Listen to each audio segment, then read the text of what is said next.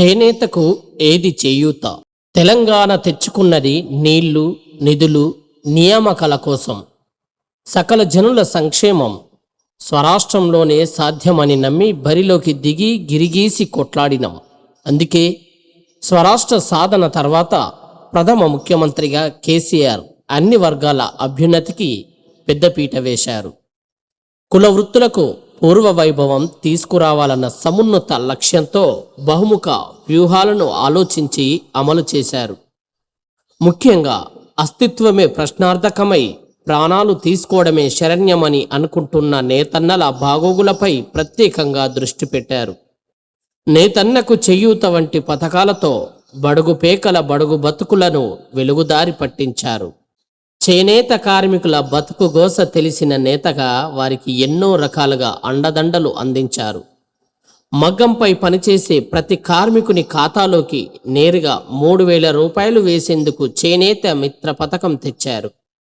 చేనేత కార్మికుడు మరణిస్తే ఆ కుటుంబం వీధిన పడకుండా ఉండేందుకు 5 లక్షల చేనేత బీమా ప్రవేశపెట్టారు. ఇంకా బతుకమ్మ చీరలు, బడిపిల్లల యూనిఫారాల ఆర్డర్లతో చేతి నిండా పని ఉండేలా చేశారు. ముడి సరుకులు, రసాయనాలపై సబ్సిడీలు, పావలా వడ్డీకే రుణాలు సమకూర్చి అన్ని విధాలా ఆదుకున్నారు. అలా సుమారు 9.5 ఏళ్ల పాటు నేతన్నలు బతుకు తెరువుపై భరోసా పొందారు. అడ్డగోలు హామీలతో, అలవిమాలిన గ్యారంటీలతో అరచేతిలో వైకుంఠం చూపించి కాంగ్రెస్ అధికారంలోకి వచ్చిన తర్వాత నేతన్నల పరిస్థితి తారుమారైంది. సర్కార్ తీరు చూస్తుంటే అసలు నేతన్నల గురించి ఆలోచిస్తున్నదా అనే సందేహం కలగక మానదు. మొన్నటికి మొన్న బడ్జెట్లో చేనేత రంగానికి కేటాయింపులను చూస్తే ప్రభుత్వ చిత్తశుద్ధి తెలిసిపోతుంది.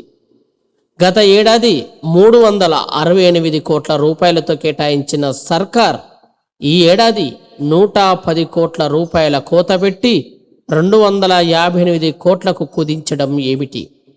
ఏటేటా బడ్జెట్ పెరుగుతుందా, తరుగుతుందా అనేది ప్రశ్న.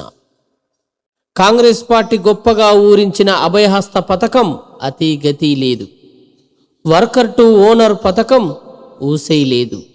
చేనేత మిత్రను అటకెక్కించారు. 1 కోటి మంది మహిళలకు 1 కోటి చీరలు అని బాకాలోదుకున్న సర్కార్ ఇప్పటి వరకు ఎన్ని పంచిందో చెప్పలేక నీళ్లు నములుతున్నది. టెస్కోకు ఇచ్చిన 105 కోట్ల యూనిఫామ్ ఆర్డర్ను రద్దు చేయడం నేతన్నల బతుకుపై శరాఘాతమని చెప్పాలి. మరోవైపు సంక్షేమ శాఖల కోసం 200 కోట్ల విలువైన దుస్తులు, దుప్పట్ల తయారీకి ఇప్పటి వరకు ఆర్డర్లు ఇవ్వకపోవడం మరింత ఆందోళన కలిగిస్తున్నది. ఈ నేపథ్యంలో నేతన్నల ఉపాధి ప్రశ్నార్థకమైపోయింది. టెస్కో ద్వారా అమలు చేస్తున్న టెండర్ల విధానం వల్ల దళారులు లాభపడి నేతన్నల కూలి తగ్గిపోయే ప్రమాదం ఏర్పడుతున్నది. ఇకపోతే 1,00,000 వరకు రుణమాఫీ అనే హామీ ఆచరణలోకి రాలేదు.